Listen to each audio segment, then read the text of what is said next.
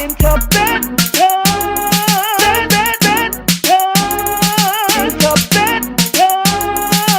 It's the Sonja Shockley Show. It's the Sonja Shockley Show. Turn your bitter into better.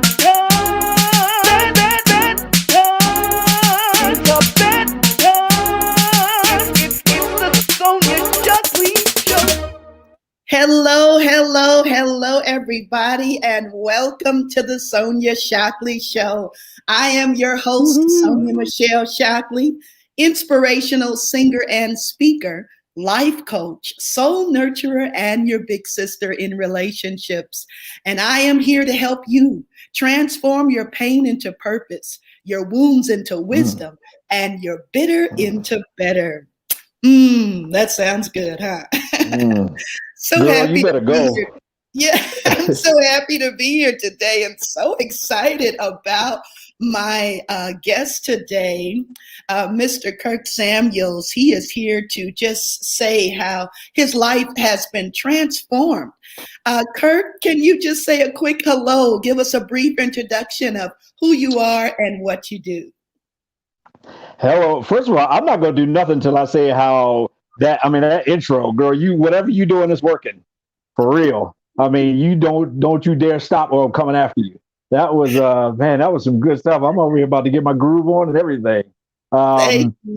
So anyhow, that was fantastic stuff. I'm happy to be here. So happy to be here. So excited. We've been kicking this around for a little bit and finally we made it happen. Indeed. And I am Kirk M Samuels. I go by the moniker, the Intimacy Incubator. And my personal mission statement is with strength, wisdom, gentleness, and mercy, I co-create a world of intimacy and unconditional connection by teaching and inspiring 1 million men how to live free from internet pornography. Oh man, that's awesome. Wow, what a blessing. And we're so grateful to have you here, Kirk. Can you tell us a little bit about your story? Why are you so passionate about this taboo subject? Well, for 30 of the first 40 years of my life, I was completely addicted to pornography in every form of it. Obviously, way back in the 70s and 80s, we didn't have the internet, let alone broadband internet. So I can't say I was addicted to internet pornography that whole time. But I was, I was completely trapped by this thing, and it controlled every part of my life, and it ruined every part of my life. Quite honestly, I lost a career. I lost 2 marriages, and at my rock bottom, I was sleeping in the back of my car and began to plan out ending my life because I didn't feel like it was worth it at that point. And then, sometimes you got to hit rock bottom in order to find the foundation. And on that rock was kind of built some purpose.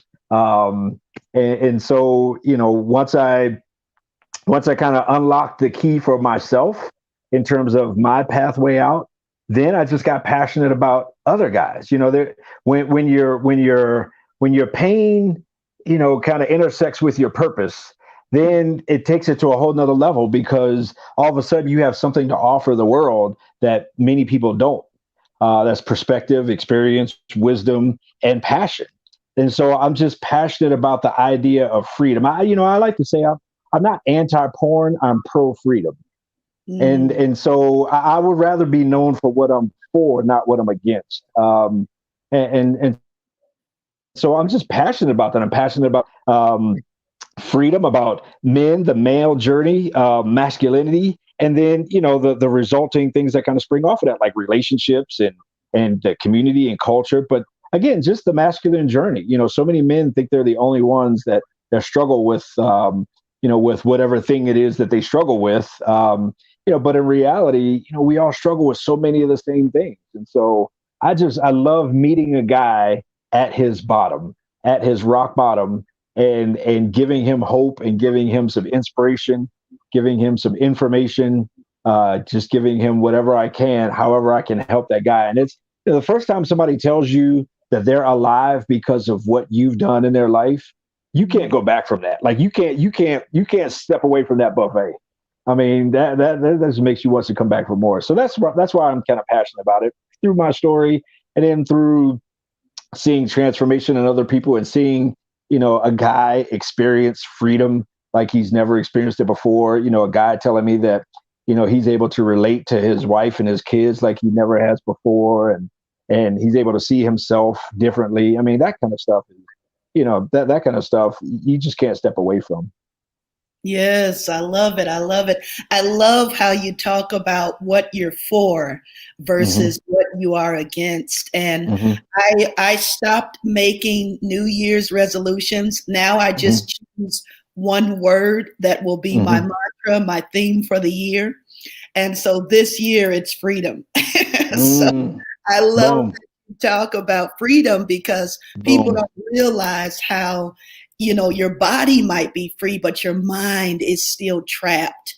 And Hmm. as long as your mind is free, everything else can follow. So Right. thank you for sharing just a little bit of your story. Now, many people want to like clump these addictions all together. They want to say Hmm. sex addictions, pornography addictions, all of these are like in one Hmm. big Hmm. cluster. But there's really a difference. And if you can educate us a difference between these two addictions. Yeah, so the way I like to explain it is in terms of the comparison between sex addiction and porn addiction. Um, I see them in the same family, but not the same seat at the dinner table. So, therapeutically, you can say, that they maybe have the same pathology, but at the core of it, if you're trying to reach that person, they're totally different. And I use another parallel. I say that, both my brother and I have the same mother and the same father. Therefore, we have the same, and we have the same last name.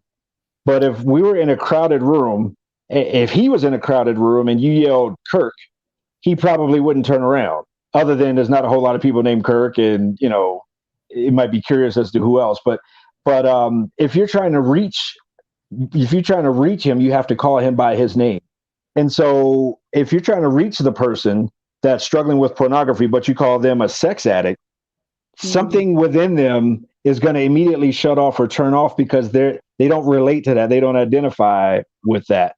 And to that point, if most long-term sex addicts or sexual, or pornography consumers, most of them are introduced at the age of, between 8 and 11, let's say, how can you tell a 9-year-old that he's a sex addict when he's never had sex? And quite honestly, if you talk to most people that struggle with pornography, especially in the area of their relationship, they'll tell you that, well, how can I be a sex addict when I'm not having sex with my wife or my girlfriend or whomever? Um, so I think it may be a little bit of semantics, but mainly in the context of trying to reach someone, I think you have to be careful as to how you either label or use those terms. I don't think they're necessarily interchangeable. Somebody with a whole lot of initials behind their name might disagree, but having been there, done that in the jungle, I'll tell you that if you were to have called me a sex addict, there have been times in my life where it's manifested more in terms of sexual addiction. Again, when I was in college, I didn't have broadband internet. So I was out on campus just on the hunt, on the prowl. Nowadays, if I would have been in college, I would probably be in my dorm room all day, every day. If I wasn't going to class, I'd be online. So again, there are definitely some differences in terms of the consumer themselves.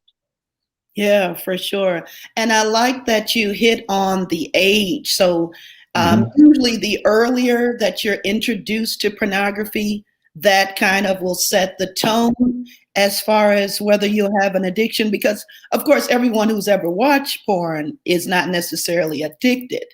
But if you're introduced early in life, you talked about ages 8 to 11, then it's more likely. Is that what you're saying, that you'll probably have a problem with addiction?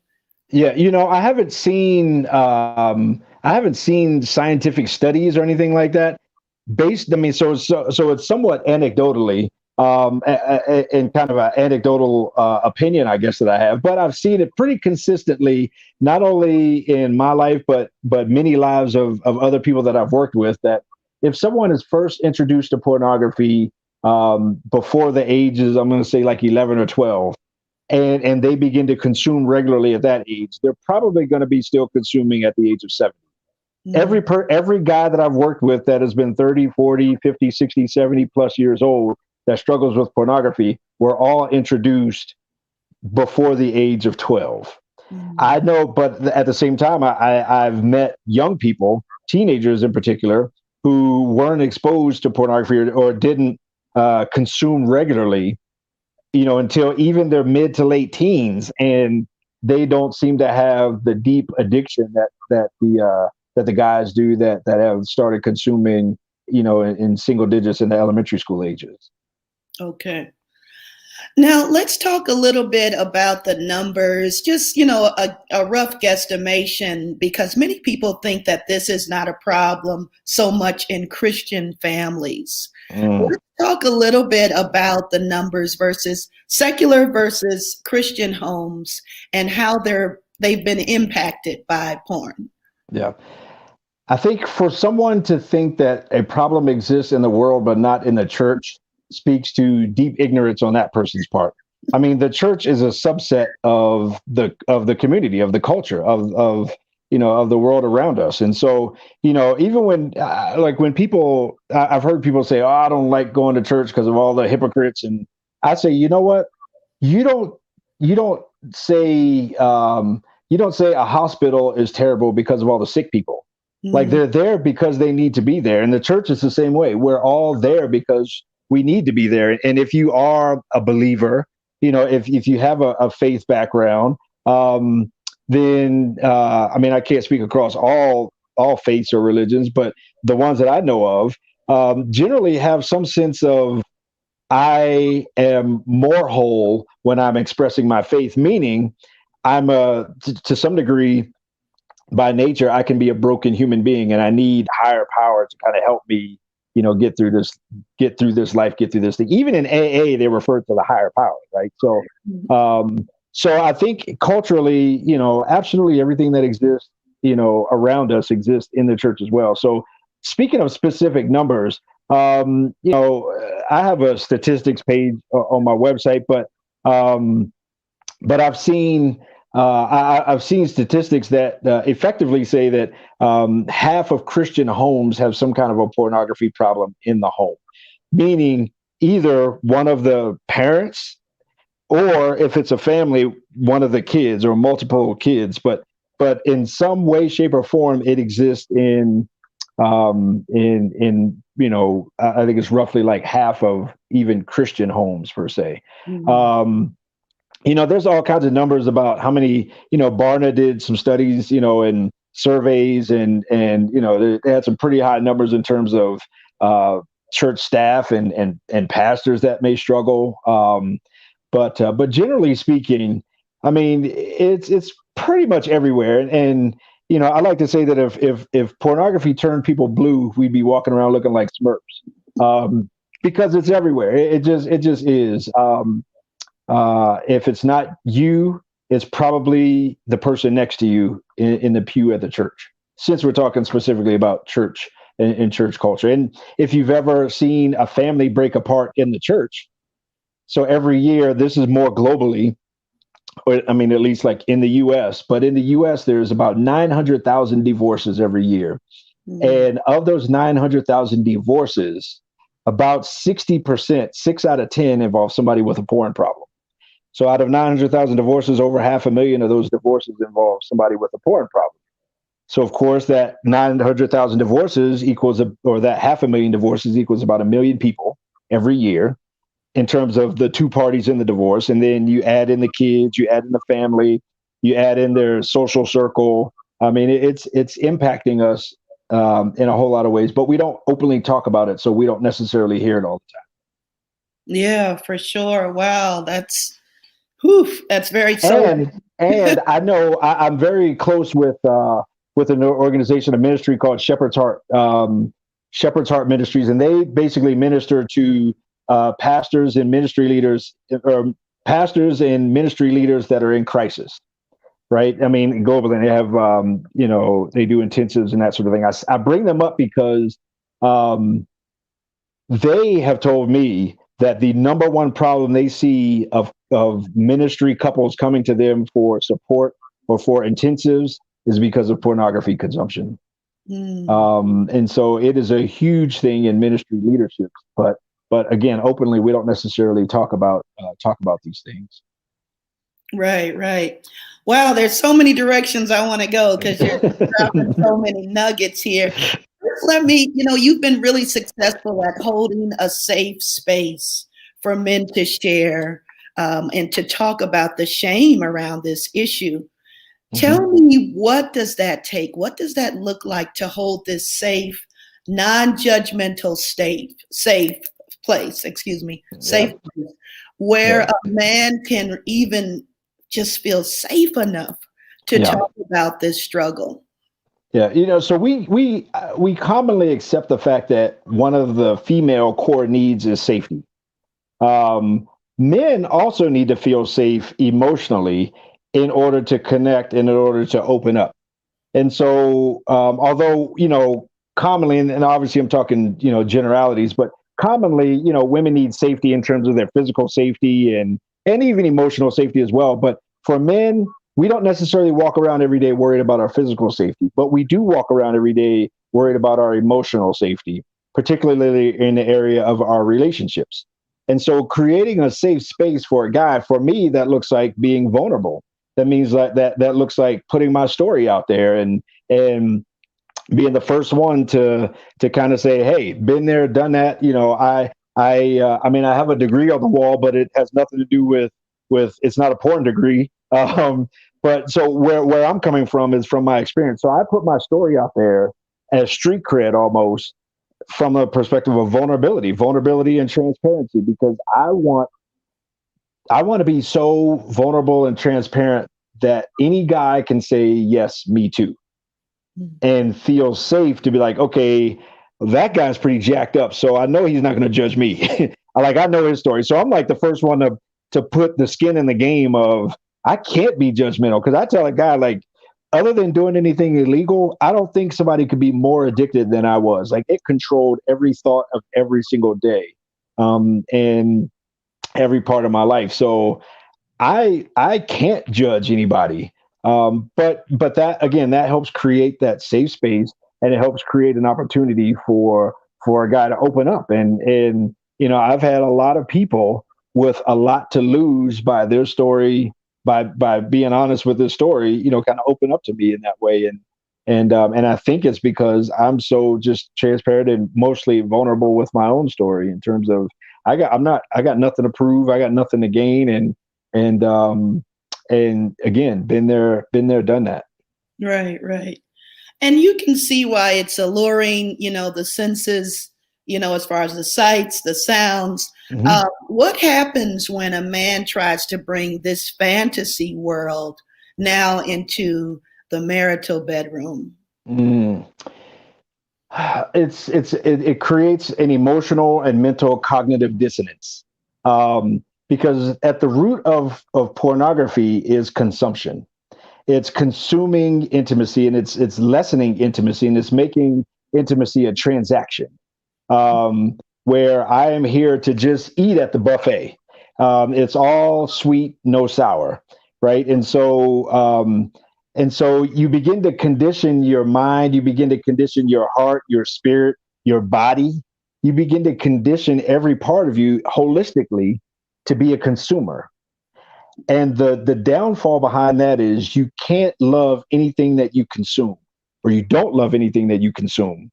I mean, people say, I love coffee shop X. Well, you don't love the coffee shop, you love the coffee that's in the cup. And then when you're done with that, you throw the cup away. And so we never have deep intimacy with anything that's temporary, meaning something that we consume. And so when you try to bring that into like a real life relationship, consumption is the opposite of intimacy. I mean, if we're made in God's image, God is a creator. And so we should be in relationship creating memories, creating legacy, creating opportunities, creating depth and connection, and creating intimacy, creating love, creating babies maybe. But you can't create and consume at the same time. And so again, it becomes a conditioning of oneself to just consume and just take without giving anything, because pornography is free and unlimited. It's the first free and unlimited drug in human history. And so it's, again, there's no cost, but it's all consumed. And so it just sets a unrealistic template for what real life connection and love is, which is why the consumer, and I'm going to generically say guy, because I work mostly with guys, and most porn consumers are men, although the numbers are kind of beginning to even out, to be honest with you. But the porn consumer ends up feeling lonely at some point, ends up feeling isolated. He or she spends most of their time alone. It's not a team sport like consuming pornography, generally speaking. Like if you're an alcoholic, you can go to a bar and be surrounded by alcoholics and have, what some sense of camaraderie and all. Pornography is so isolated and cut off that it almost becomes deadly to your soul, where all you feel is isolation. And then you lose the ability to relate and to connect to people in general. Most porn consumers don't have close friends. Most porn consumers don't have close, intimate relationships. And when I say intimacy to a woman, she kind of gets it. But when I say intimacy to a guy, most of the time he's thinking sex. I'm talking the true intimacy where it's unconditional connection, where we are sharing our hearts, our souls, our lives with one another. And again, we're creating, we're building, we're growing. Humans were wired for relationship. We're wired for that.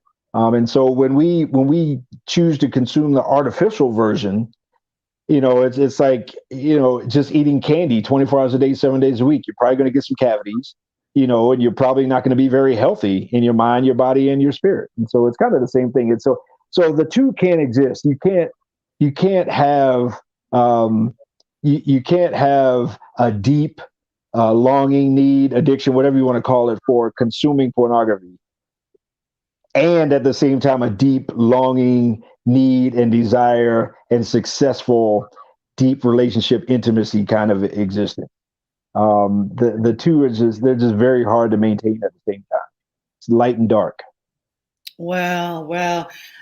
Whew. I mean, I'm thinking about just the way nature is created, just, the giving and the receiving, the consuming and the producing. You can't just be one. You're out of balance. And so you see how in their relationships, they're out of balance. Yeah. You talked about that isolation and the need. They're desperate, really desperate for connection. Yeah, And absolutely.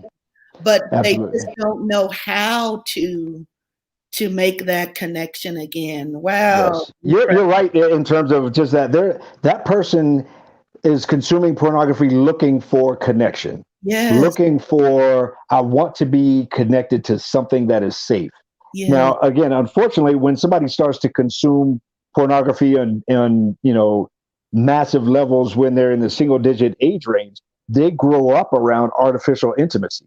Their brain forms literally around artificial. Your brain is not fully developed till you're 25. So your brain forms around it. Your spirit forms around it. Your heart, your mentality, your thinking, everything forms around this artificial intimacy.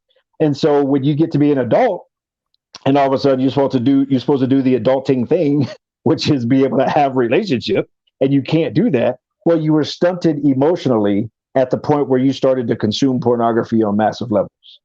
Yeah. I know our time is running out and you are such a busy man. It's so much to talk about. I want to talk a minute for the women because so many times, a woman gets into a relationship. She marries a man. She finds out that he enjoys pornography, or maybe she saw signs before they got married. But she wants to act like she's so surprised, like, oh, I can't believe this is happening. Let's talk a minute. One thing that I've noticed, even in my own patterns, I like to look at what are my patterns? Who are the type of men that I generally attract? So if a woman is attracting a man that watches porn, is it likely that she's probably previously had a relationship with a man who enjoyed porn or some sort of sex addictions, adultery, whatever? Yeah. What are your thoughts on that? So almost exclusively, every time I've talked to a woman that is in a relationship with a man that struggles with pornography, almost exclusively, she tells me he's just like my last man or my last husband or my last relationship, or I had the same thing before. And so, I like to say, even in my own life, I am the common factor in every bad relationship I've ever had. And so we, and in this case, she has to begin to look in the mirror and say, okay, yes, what is it that draws me to that man? And quite honestly, it could be an echo of a previous wound that she has, maybe from childhood. Maybe she had some experience, some negative experience with an adult, say like a father kind of relationship, and maybe she becomes kind of predisposed to dysfunctional men because she was raised or she experienced a dysfunctional man in early years. I mean, there's many different avenues, but I've seen it play out time and time again where, where she's having trouble with this man. Part of her frustration is he's just like the last one that ended, and she doesn't want this one to end. But what does she do? And so I think some women ought to, especially if you're single. And I never advise anybody to get divorced or end a relationship. I also never advise anybody to stay in an abusive relationship. I don't think that's healthy, and I don't think that's anybody's plan, including God's plan, for anybody to be in an abusive relationship. But I think we do, or in this case, by your example, she would do well to look in the mirror and say, what is it about me? And maybe there's something that I need to address and something that I need to fix in the mirror before I fix it in the window. Yeah, for sure, for sure. Because, like you said, I'm the common denominator. And so if I'm having deja vu in my relationships, what is it about me that on an energetic level or on a spiritual level, whatever you want to call it, this person is familiar to me. I'm comfortable around them. I can't quite put my hand on it or, put my finger on it, but I know that there's something that I'm drawn to about the person. So, yeah. And quite commonly, the guy that heavily consumes pornography, when he first meets a woman, he is all in because he's used to going all in. I mean, so he is all in. There's lots of attention, lots of affection, lots of all these things. And then at some point it turns into consumption and she realizes that it's really not about her, it's about him. But in any case, it feels really good from a female psyche, from a female spirit, when this guy comes along and he's just doting and he's just, he's into that pursuit and there's not really too much balance from his perspective. He's all in. And so that could very well be the attraction for why she might end up with the same kind of guy over and over again if the guy has a point. Yeah, for sure. Because, when you think about being pursued, every woman, pretty much most women like that. They want to be pursued, Yeah. So let's talk about marriages where the wife is feeling like the mistress now. When it comes to pornography, she feels like the mistress or the second, the side chick. How can she become number one? How can she help her husband become addicted to her instead of to pornography? Yeah. First of all, if her husband is addicted to pornography, she is the side chick. Yeah. And let's not even tiptoe around that. Let's just be real. She is the side chick. And here's how she's the side chick. If he started consuming pornography at the age of 8, 9, 10, 11, then he grew up, in my book, I call her the IP mistress. I personify pornography. And so if he grew up in a relationship with the IP mistress from the time he was 9, 10, 11 years old, right? And so you take all of those years before you that he was in this deep, all consuming relationship. And then he meets, I'm using you universally, you person, you, she. And then he meets you. Well, he was already in a relationship when he met you. And so And so this relationship has way more time, has way more depth, it has way more, entanglement inside of his spirit, his soul, his being. So when the wife comes into the picture, she is the second one in the relationship. She is the secondary. She is the side chick. Now he wants to give as much of his attention and love and all that he can to his side chick, to his wife. But ultimately, that's why she ends up feeling like the side chick, because eventually he'll go back to spending hours and hours and hours, with his long lost lover. And he'll renew that relationship likely over and over again. So to some degree, we got to admit that she is the side chick. Now, how she moves out of that space? First of all, I don't think it's her place to kick the IP mistress out of the house. I don't think it's her place. I always say it's his problem, but they are the solution, meaning the husband and wife. It's his problem to solve, it's his problem to fix, it's his problem to address. Even though the wife was the second one in the relationship, he invited the IP mistress, he invited pornography into the home, into that thing. He shouldn't have got married if he was already in a relationship, right? And so he invited that in, and so it's up to him to kick that out, and to kick that out of not only just the house, but out of his life, out of his heart, if that's his desire. He has to be a big boy and say, okay, do I want to be a grown up? Do I want to be a man, or do I want to be a boy? Because when I was a boy, when I was a child, I did things when I was a boy that I don't do as a man. And so I have to decide whether or not I want to be a man here and do the right thing, or still be operating out of that boy that is emotionally stunted and got addicted to the IP mistress. So I don't think it's her place to kick the IP mistress out. I think she can support him in his journey, and it's not an easy journey, by the way. It's very tough. Again, it's free and unlimited, and it's in everybody's pocket. And so he needs support in that journey, but it's his journey to make. And all she can do, quite honestly, is support him in that journey and decide whether or not that works for her or not. If it doesn't work for her, then quite honestly, she has to be honest with that. If she loves him enough, that she's committed to him enough. I know some wives that they just kind of accept it, and that's just his downfall. Like a lot of men have their thorn in their side, and that's his thorn in his side. But at the same time, I don't think it's her place, because she can't do the same thing that the IP mistress can. She can't measure up to that. She can't live up to that, and she shouldn't try. She shouldn't try to, quite honestly, because it'll be frustrating. I think I saw a statistic that said something along the lines of 7 out of 10 spouses of porn addicts can be clinically diagnosed with PTSD because of the repeated trauma. To her, it's infidelity. Yeah. It's cheating. To him, it's not. To him, it's recreational. It's, I do this to kind of escape and all these other things. But to her, it's infidelity.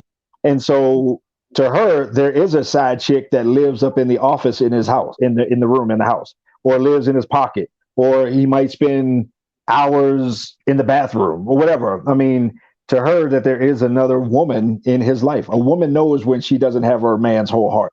Yes. And so, and there's no way to fake that, and there's no way to make him give you his whole heart. So it's it's a tough situation, but honest truth is good truth, and tough love is still love. Yes, for sure.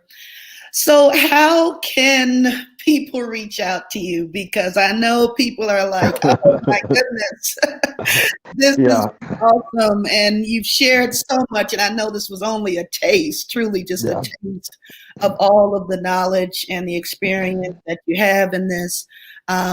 You have helped so many. I know that your mission is to reach out and to touch 1 million men and to help them with this, addiction and getting over this. So for those of you who would like to reach out to Kirk Samuels, you can reach him at www.kirksamuels.com. There's an M in there, Kirk M Samuels. Thank you so much. www.kirkmsamuels.com. And I should know that because I'm My middle name too. Huh? And then he also has given us his email, Kirk at freend36.com. Kirk at freend36.com. Now, I know that you do the private one-on-one coaching. Can you talk a little bit about what that would look like if somebody reached out to you for coaching? Yeah, and so through my journey, I developed a class, basically. I mean, student notes, slides, a full-on course to walk people through the journey that I took to get free, and to give them, to give them the empowerment through a score system that I developed. Excuse me, a daily score system that I developed to help them get free. And so, and that's what I call Free Indeed, that class. And so I teach that class. I've taught that class to groups historically over the years, probably about 7 years by now. I've been teaching that class. Unfortunately, like everybody else, COVID came along in 2020, and a lot of my classes kind of became not so much classes. And quite honestly, but I began to work one-on-one with guys. And when I work one-on-one with guys, for the most part, kind of depending on their situation, I will walk most guys through my class. I'll teach it, and whether it's virtually or whether I travel to somewhere. And here in a few weeks, I'm actually teaching my class for a group at a church. And so they're pretty much bringing me in to teach the class to a group of guys. And even if you're not struggling with pornography, I mean, everything that I'm teaching is helpful and it's great for the knowledge, the experience, the perspective. And the score system is a method for getting stronger mind, body, and spirit, like holistically. So it's not like everybody that walks into the room is a porn addict. Quite honestly, the ministry that I'm doing this for next it's just got a bunch of guys, and they're like, okay, guys, everybody's taking the class. We're just going to do it for everybody, kind of thing. And so I've done it in that way, in that format. And then, like I said, I've also worked with guys one-on-one. I haven't taken the class and made an online curriculum yet. That's kind of in the works, but I haven't yet, primarily because of just, I've been so busy in time and effort to do it the way I would want to do it. But at the same time, I'm really enjoying the one-on-one connection, even if it's over Zoom, and we do it that way. It's still something. It's still a great opportunity to create connection with a guy. So whether it's a group class or whether it's one-on-one, either way, the journey has been very fulfilling, and I'll work either way with guys. And how can we get your book For Your Eyes Only? I know you have a book out. Yeah, so the book is called For Your Eyes Only: The Inside Scoop About Men, Porn, and Marriage, and it's on Amazon. I mean, it's pretty easy. You go right on Amazon. You can order it straight from there. If anybody wants me to send them an autographed copy or two, or whatever, they can contact me, and I'll put one in the mail, and we can do it that way as well. So, but yeah, the book is on Amazon, and everything's on my website. The book, class, just videos, interviews like this. There's so many things on the website as well. So I'm definitely pretty easy to get a hold of. Most people don't have a problem getting a hold of me. Sometimes like you, we may have some challenges with scheduling, but yeah, I'm really not that hard to get a hold of. Matter of fact, my phone number is 720-515-6536.